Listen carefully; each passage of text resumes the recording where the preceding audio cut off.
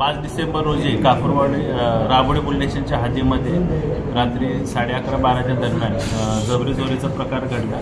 त्या अनुषंगाने गुन्हे शाखेय खंडणीवरील पथकाचे अधिकारी आणि त्यांची team ACP Shekhar Bagde, ACP Dongre, API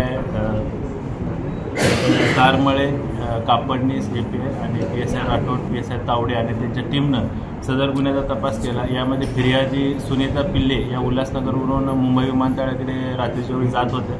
त्यांची गाडी, त्यांचं वाहन हे रस्त्यामध्ये 2 मोटरसायकल आणि इतर आरोपींनी अडवून त्यांच्याकडची जी रोख रक्कम होती तो लुटण्याचा प्रकार झाला। त्या अनुषंगानं खंडणीवरील पथकाच्या अधिकाऱ्यांनी टीमने तपास केला।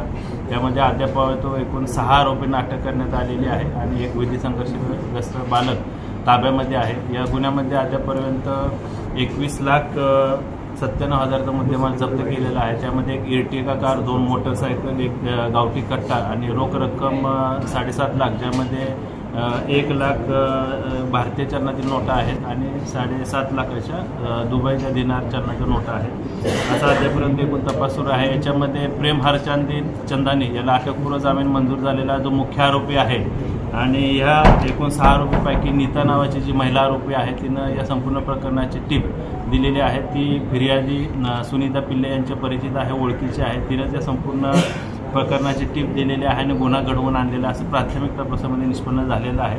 त्याचबरोबर मुख्य आरोपी प्रेम हरचंदानी याच्यावर देखील अनेक प्रकारचे गंभीर गुन्हे दाखल आहेत आणि इतर आरोपींवर सुद्धा काही गुन्हे दाखल आहेत का त्या अनुषंगाने तपास सुरू आहे। त्याचबरोबर या आरोपींनी महाराष्ट्रामध्ये किंवा इतर ठिकाणी काही अशा प्रकारचे गुन्हे केलेले आहेत याचा देखील तपास सुरू आहे। सर, गावठी कट्टा यांनी कुठून आणलेला आहे? गावठी कट्टा आम्ही तपासामध्ये जप्त केलेला आहे, तो देखील कुठून आणलेला आहे, त्याचं त्यांनी कुठून खरेदी केलेला आहे त्याचा देखील तपास सुरू आहे।